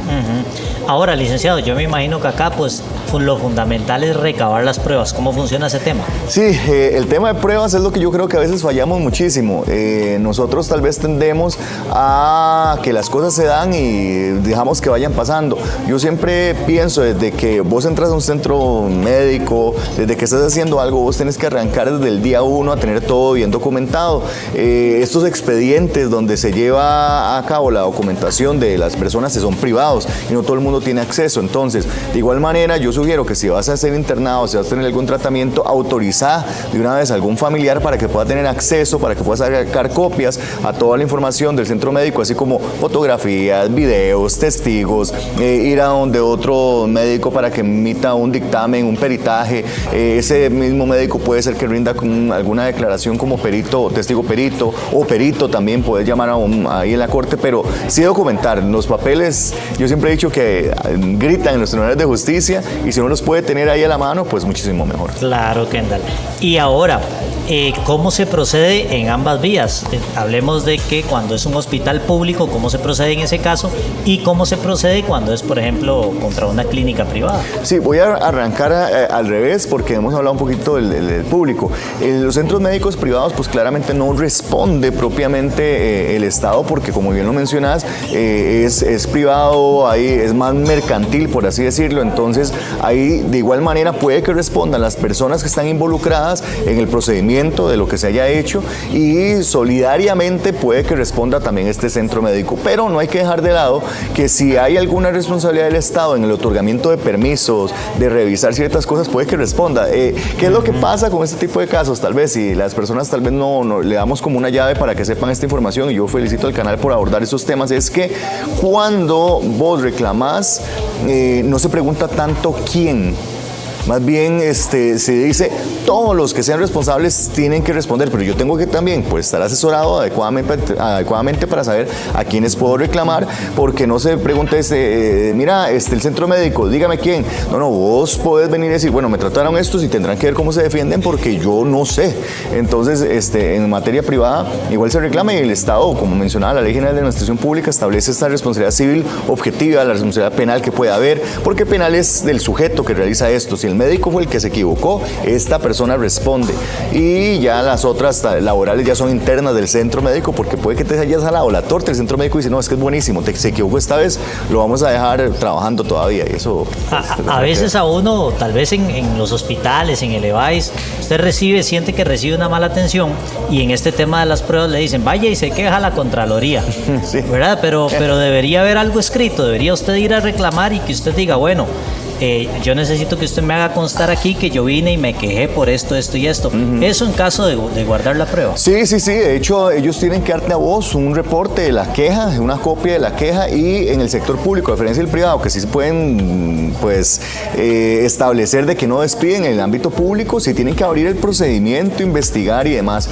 Inclusive, si vos te metes en el sistema del Poder Judicial, en Nexus se llama, para que las personas lo puedan buscar, hay muchas resoluciones donde se dan reclamos a hospitales públicos e inclusive privados, porque podrían darse reclamos de esta naturaleza, donde le dan la razón a la persona por acceso a información, por una atención indebida, algunas cosas de esa naturaleza, justo porque es un derecho constitucional. Pero en Contraloría de Servicios te tienen que dar el comprobante importante, porque como bien lo mencionas, eso es prueba de que vos hiciste la gestión, de que vos solicitaste algo y que no te atendieron, y ese expediente es acceso tuyo, no de cualquier persona, es tuyo. Eso es información que por protección de datos vos sos el que accedes y la persona que vos autorices. Bueno, licenciado, ¿y qué otras pruebas sería bueno que la gente guarde para un eventual reclamo? Sí, fíjate que hay algo que las personas a veces no guardan y es como el antecedente. ¿Y a qué me refiero yo con el antecedente? Es cómo estaba yo antes de ir al centro médico. Porque a veces mucho de lo de las malas praxis dicen, no, usted ya venía así. Claro. Entonces, no precisamente venía así. De hecho, vos me preguntás si llevaba casos de este tipo. Ahorita yo estoy llevando un caso muy delicado donde fallece una señora y ella estaba bien. Lo que pasa es que yo no sé si has visto esto de que entran en el centro médico y dicen, es que agarró una bacteria.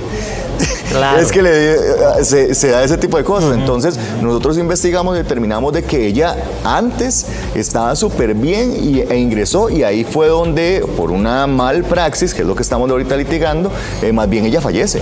Entonces, ese tipo de situaciones son las que yo tengo que tener antes para luego llegar a lo que sucedió ahí en el incidente y cómo se trató y cómo ahora estamos tratando de probar que fruto de esa mal praxis falleció esta persona. Teníamos al abogado Kendall Ruiz, a quien le damos las gracias. Un placer, gracias. Ahora más que nunca hay que limpiar con inteligencia, así como les estoy diciendo, con todos los productos de limpieza, pero sin que estos dañen su microbiota. ¿Cómo administrarlo de una manera buena en su casa? Tenemos a la doctora en microbiología, Fabiola Jiménez, que hoy nos acompaña y nos va a explicar cada una de estas cosas. Porque es que tenemos que tener cuidado con los productos que utilizamos en nuestra casa, porque estos también pueden dañar la microbiota. Y decimos, bueno, no es que nos los vamos a tomar, ¿verdad? Pero ¿cómo podemos administrarlos? Vamos a ver, ya en este momento tenemos mucha información científica que nos habla del impacto que tienen los microorganismos que conviven con nosotros, con nuestra salud, ¿verdad? Lo que nosotros conocemos ahorita como la microbiota. Sabemos que entre mayor diversidad tengamos de microorganismos, vamos a tener mejor salud, porque eso se relaciona con menos incidencia de enfermedades crónicas e incluso depresión y demás. Pero sí se ha visto que, por ejemplo, el impacto que tiene el uso de los desinfectantes en la parte ambiental promueve que tengamos menos diversidad y llega a impactar de una manera lentamente, porque esto no es un impacto de un solo, sino a lo largo del tiempo, a lo que sería la diversidad de los microorganismos, y eventualmente esto pues va a tener un impacto también en lo que sería nuestra calidad de vida. Entonces esto nos pone en un dilema muy interesante, porque no podemos dejar de desinfectar, ¿verdad? Porque nosotros queremos evitar enfermarnos en la casa, ¿verdad? Claro. Entonces nosotros limpiamos precisamente para que las bacterias que causan enfermedades no estén en la casa, pero también no podemos venir y agarrar todo y meter un montón de sustancias químicas que también van a afectar a las bacterias que nos ayudan en nuestro organismo. Doctora, entonces, ¿cuál es la recomendación? Porque hay personas que limpian con limón, que tienen soluciones caseras para poder limpiar. La recomendación es, primero definamos que hay unos sitios críticos en la casa donde nosotros sabemos que tenemos mayor probabilidad de que tengamos agentes patógenos, o sea, los que causan enfermedad, ¿verdad? Y en cantidades más grandes. Entonces, en esos sitios vamos a usar los desinfectantes que son más fuertes. Pueden ser amonios cuaternarios y cloro, ¿verdad? Y en sitios que son de menos riesgo, usamos los que son menos fuertes, ¿verdad? Podemos usar incluso aceites esenciales, y peróxidos, etanol, al 80 o 90%, ese es como intermedio, ¿verdad? Entonces, sitios como por ejemplo la cocina, que es donde llegan los alimentos, donde incluso llegan a veces las hortalizas con la tierra. Hay que limpiar sí o sí, ¿verdad? Ahí no hay quite porque llegan. Por ejemplo, traemos las lechugas y traemos una lechuga muy fresca, a veces algunos llegan hasta con tierra, ¿verdad? Y en esa tierra pueden venir contaminados, venimos a veces con la carne, ¿verdad? Venimos con un montón de alimentos que eventualmente pueden traer patógenos, y además ahí preparamos alimentos. Entonces ahí todos los microorganismos que causan enfermedad y que son de transmisión fecal oral, ahí van a estar haciendo su ciclo, sí van a causarnos enfermedad. Entonces ahí sí es muy importante cómo nosotros hacemos los procesos de desinfección. Importante también recordar que para desinfectar primero tenemos que quitar toda la suciedad y después desinfectar. Y en una cocina crítico es la pileta, ¿verdad? Y la superficie alrededor de la pila, que generalmente es donde se pica, donde se pela las vegetales y demás. Ahora usted hablaba de puntos claves en Ajá. la casa que se tienen que limpiar sí o sí. Dentro de estos está la cocina. ¿Qué otros más? El otro que es muy importante es el baño. Okay, cocina y baño. Cocina y baño son los más Siempre importantes. sí. Sí, ¿por qué? Porque en el baño la gente viene, va obviamente al servicio sanitario, ahí defeca, ¿verdad? Y si está enfermo, ¿verdad? Ahí es donde podemos tener también posiblemente patógenos, ¿verdad? Entonces tenemos que desinfectar muy bien lo que es el baño y lo que es la cocina. Otros sitios, por ejemplo, los cuartos, algunos pisos, por ejemplo, el piso de la terraza, ¿Eso cómo lo podemos manejar? Esos podemos manejarlos con desinfectantes que no sean tan fuertes, ¿verdad? Podemos utilizar lo que ahorita usted mencionaba, que limón, que esencias, desinfectantes que no sean tan fuertes, o hasta incluso diluirlos un poquito más. Okay, es que si es natural, muchas personas dudan de la efectividad. ¿Eso no tiene nada que ver? Algunos desinfectantes naturales sí bajan carga microbiana, pero lo bajan muy poco, ¿verdad? Pero sí son efectivos, entonces esos sí se pueden usar en esos sitios, ¿verdad? Pero si a nosotros nos interesa disminuir carga microbiana en sitios donde pueda haber patógenos y donde hay riesgo de transmisión de enfermedades, ahí sí mejor usamos desinfectantes que sean más fuertes. ¿Qué hay con el vinagre? El vinagre es todo un tema, ¿verdad? Porque el vinagre es ácido acético, al final de cuentas, que está diluido generalmente entre un 2 y un 5%. Fuerte. El ácido acético sí está relacionado con propiedades antimicrobianas, porque eso sí es cierto, pero en esa proporción, en realidad, las propiedades antimicrobianas son muy pocas. Entonces sí lo utilizaríamos mejor para sitios donde no sean tan críticas, sitios en realidad no críticos, ¿verdad? Porque sí hay propiedades antimicrobianas, efectivamente, pero no es tan fuerte como podría ser, por ejemplo, el cloro. Ok, y en una casa, por ejemplo, que existan cuadros de virus, gripes, ¿cuál es la recomendación para limpiar? Podemos usar, por ejemplo, en otras superficies, el etanol, ¿verdad? El alcohol entre 70 y 80%, esa es la concentración que se recomienda para desinfectar.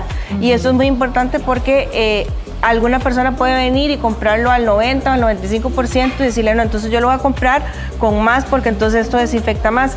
Curiosamente, esa concentración no desinfecta más que la de 70 o la de 80%. Es lo mismo. Es mejor 70 y 80%, entre 70 y 80% es mejor. Si usted va más para arriba o más para abajo, no desinfecta mejor. Es ese punto donde se da la mejor desinfección por parte del alcohol. Ok. ¿El bicarbonato de sodio, doctora? No, el bicarbonato no es un buen desinfectante, no. Lo que hace es disminuir el pH y eso normalmente no tiene un buen efecto antimicrobiano. Ahora, ¿el árbol de té? El árbol de té es un aceite esencial. ¿Sí? Que sí se ha demostrado que tiene un buen efecto antimicrobiano, es un antiséptico excelente, se puede aplicar por ejemplo en heridas y demás y sí se ha visto que tiene un buen efecto y sí se puede, si se trabaja en diluciones, hay varias recetas caseras muy interesantes, se puede trabajar en superficies que no sean críticas, o sea yo no usaría árbol de té por ejemplo para limpiar la pileta de la cocina después de lavar una lechuga, pero sí lo podría usar por ejemplo para limpiar la mesa del comedor. Okay. O los individuales después de que se comió. Sí. A ver, doctora, entonces en resumidas cuentas, dependiendo de los espacios y de las necesidades, ¿cuál sería el ABC para limpiar una casa? Para limpiar una casa, primero... De manera inteligente, sin dañar la microbiota, De manera inteligente. ¿verdad? Primero, reconocer cuáles son los puntos donde hay más riesgo de transmisión y más microorganismos y posibilidad de patógenos, obviamente. En esos puntos usamos los desinfectantes que son más fuertes. Y en los puntos donde hay menos riesgo usamos los desinfectantes que tal vez tienen menos actividad antimicrobiana porque en realidad no se necesita tanta actividad antimicrobiana. También es importante considerar cuando hay condiciones de riesgo, como usted decía, de repente en ese momento hay alguien que está enfermo en casa, entonces podemos desinfectar superficies, por ejemplo, con alcohol. Ahora, doctora, última pregunta, ¿se puede cambiar el alcohol por el desinfectante en los pisos? Es que depende de la superficie del piso. Y ¿es cerámica? Este es un tema también que hay que considerar. Las superficies donde se van a limpiar. La cerámica, por ejemplo, es un tipo de superficie que aguanta bastante de la variedad de los antimicrobianos. Pero si estamos hablando, por ejemplo, de terrazo, el terrazo no aguanta como cualquier tipo de desinfectante. Entonces ahí depende del material. Depende del material. Doctora, muchas gracias. Fabiola Jiménez, microbióloga, hoy nos dio todas las recomendaciones. Gracias por su tiempo. Con mucho gusto. Ya están entrenando para la carrera de la leche. No se pueden perder esto. Dos Pinos nos preparó una nota súper especial con la mejor guía para que todos los corredores estén listos para este gran día. Muchas gracias. Entonces ya saben, tienen que participar en la carrera de la leche. Y también queremos que usted participe de esta entrevista. Tenemos el Facebook Live habilitado totalmente. ¿De qué vamos a conversar? Acerca de las finanzas. Antes nosotros solíamos acudir, y muchas personas también solemos acudir actualmente, a la caja. Sin embargo, también se han estado dando casos en que la gente dice, voy a pagar por privado porque la consulta me la dan hasta el 2030. Y de aquí a eso, pues ya todo ha avanzado. También, últimamente las personas han optado por pagar educación privada buscando seguridad, mejor inglés, y dado que en muchas ocasiones los buses no llegan a tiempo, entonces les da también o nos da por pagar Uber y otros servicios privados. Eso hace que todo se ponga más caro. El costo de la vida en nuestro país ha aumentado. Vamos a conversar esta mañana con David Vega. Él es ingeniero, es asesor financiero y nos va a orientar para ver cómo nos ayuda a resolver estos inconvenientes que hemos estado teniendo. Buenos días. Buenos días, ¿Cómo le va? Muy bien, gracias a usted. Bien, por dicha, Gracias bienvenido. por tenerme acá. David, en Costa Rica se ha vuelto bien fuerte este fenómeno de irnos a lo privado en cosas que antes resolvíamos con el sector público, porque ya no nos está dando resultado. ¿A qué se debe este fenómeno? Bueno, como usted dice, es cada vez más visible, más frecuente y en muchas ocasiones más necesario poder acudir a estos servicios que son más convenientes. Y eso precisamente lo hacen las personas porque los servicios públicos tienen ciertas limitaciones, entonces buscan soluciones que les otorguen más disponibilidad, más rapidez o más comodidad, y eso definitivamente impacta en el presupuesto de las familias. Cuando una familia paga una consulta privada porque no le atienden rápido y no quiere esperar mucho tiempo, quizás en la caja, o opta quizás por comprar los medicamentos, ya que fue al médico privado, le toca también comprar los medicamentos e inclusive el transporte. ¿Eso qué nos dice, qué nos indica acerca del costo de la vida en nuestro país? Bueno, es un indicativo de que ya el costo de vida no es únicamente para los gastos básicos como alimentación o como vivienda. También las personas se ven obligadas para mantener su calidad de vida a acceder a otros servicios y pagar por otros servicios más convenientes. Y eso definitivamente pues tiene un costo en el presupuesto de cada familia. Uno quisiese que esto no fuese así, pero en realidad es lo que está pasando. Pensemos en los medicamentos, que es una de las cosas más caras, porque, por ejemplo, en un hogar con ingresos bajos se habla de 12,000 colones al mes, lo cual siempre es dinero, y con ingresos altos de más de 100,000 colones. Claro. ¿Esto qué significa? ¿Cómo se traduce esto al bolsillo de los costarricenses? Bueno, tiene un impacto más o menos fuerte dependiendo primero de la realidad financiera de cada familia y depende también del padecimiento que tenga la persona o las personas que forman parte de la familia. Así, por ejemplo, para algunas enfermedades comúnmente que sufren las personas, ¿verdad? En nuestra sociedad está la hipertensión, puede rondar costos de 5,000 a 35,000 colones al mes. También está los padecimientos de la tiroides, ¿verdad? De 2,500 a 15,000 colones por mes. Y problemas óseos o musculares que pueden rondar hasta 150,000 colones por mes. Entonces, un gasto individual no es el problema es cuando se generan gastos recurrentes que obligan a las personas a destinar mes a mes dinero para estarles haciendo frente. Eso es una realidad que enfrentan muchas personas. También, bueno, acá nos sale el tema del transporte. En ocasiones la gente utiliza el servicio de vez en cuando, pero a veces el de vez en cuando se convierte en una rutina. ¿Qué pasa cuando se empiezan a utilizar las plataformas como un medio de transporte habitual para ir al trabajo, llevar a los hijos a la escuela, inclusive evitar los buses, bueno, hasta por seguridad? Bueno, volvemos a lo mismo. El problema no es un gasto eventual, sino la repetición de esos gastos durante la semana, durante el mes y durante el año. Si, por ejemplo, en cualquiera de estas plataformas consideramos un viaje que puede llegar a ser de 2.000 a 3.000 colones, ¿verdad? Un solo viaje, un solo trayecto, considerando que vaya al trabajo en Uber o alguna de estas otras plataformas y se devuelva en transporte público, eso nos puede representar a la semana, considerando 6 viajes, cerca de 72.000 colones. Al mes 72.000 colones.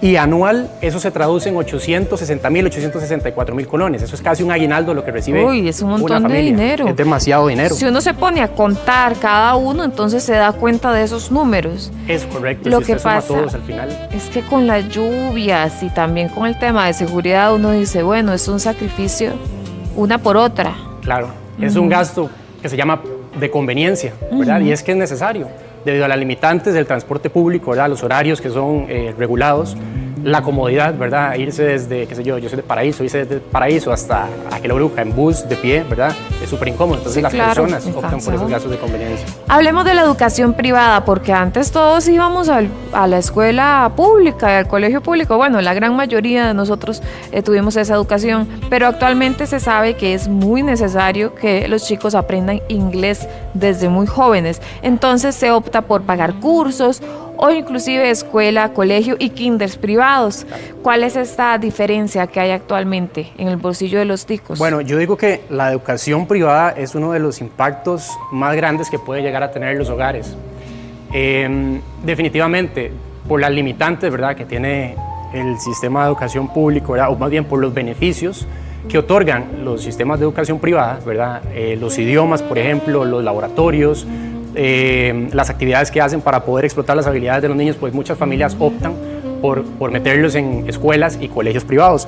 Pero, por ejemplo, una mensualidad promedio de una escuela privada puede rondar los 200.000 colones al mes.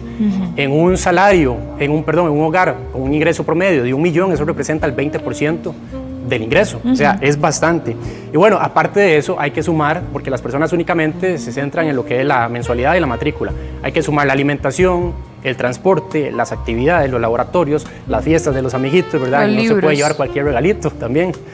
Y los libros, entonces, pues sí puede generar un impacto que es sostenido, porque no es únicamente un año, son varios años.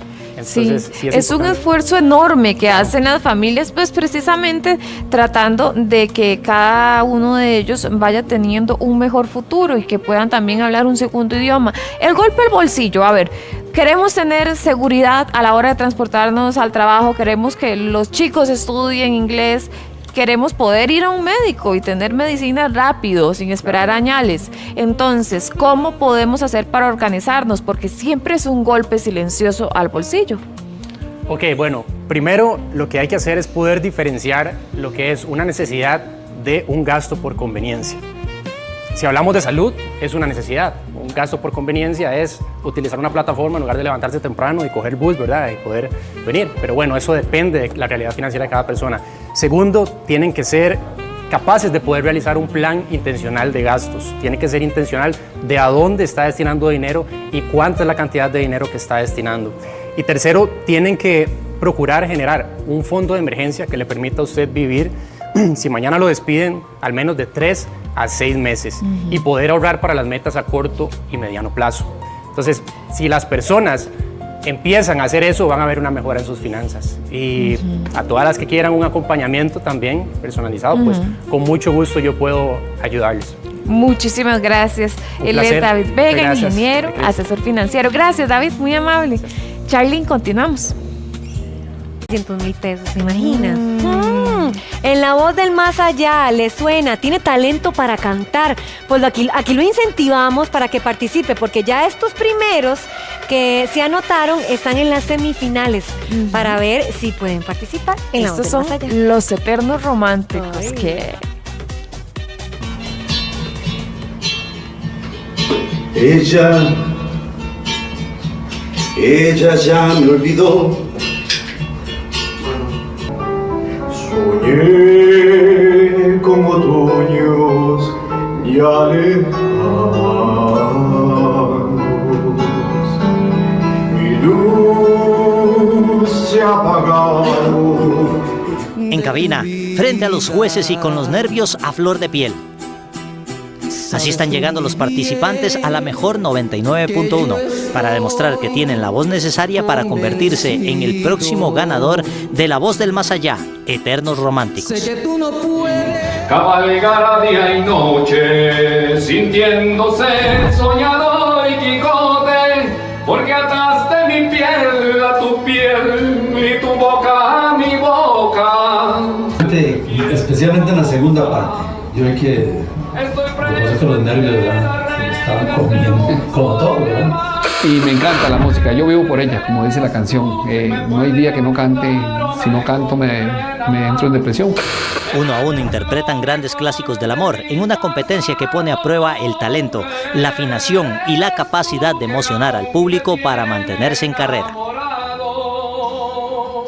Increíble la participación de los concursantes, nos han visitado desde todas partes del país. En esta oportunidad del gran área metropolitana han venido la mayoría de concursantes, un Sandro espectacular. Ayer tuvimos un Nino Bravo que definitivamente nos sorprendió y bueno, viene muchísimo más talento todavía en los próximos días. Esto apenas está comenzando, pero La Voz del Más Allá, Eternos Románticos, está dando de qué hablar, sobre todo reviviendo a todas esas leyendas de los 70s y los 80s.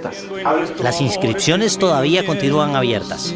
Si usted canta y quiere probar suerte, puede enviar un audio al WhatsApp 8773-1991, junto con la frase La Voz del Más Allá, para participar en el proceso de selección. Y si quiere seguir de cerca esta competencia, puede escuchar La Voz del Más Allá, Eternos Románticos, de lunes a viernes a las 5 de la tarde por los 99.1 de la mejor FM.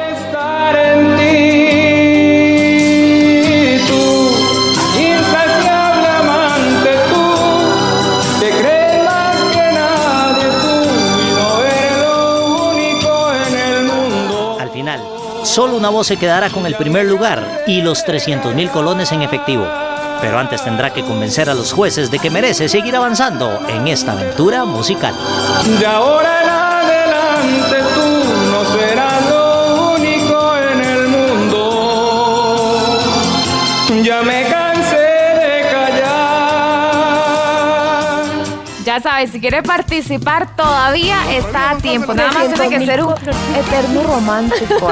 Que se gane esa plata. Charlene, le vamos a hacer el casting de La Voz del Más Allá. Oiga usted. A ver. No.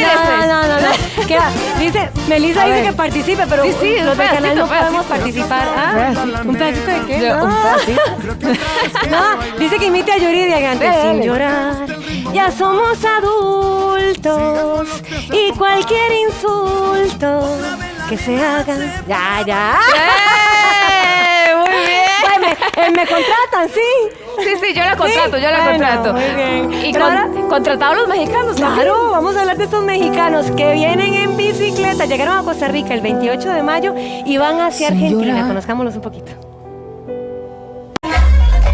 ¿Ya estás embarazada y quería que hacía el baile el bebé? Se acomoda. Bueno, con esto nos vamos. Nos vemos mañana, si Dios quiere, a las 9 de la mañana. Bendiciones. Gracias por vernos.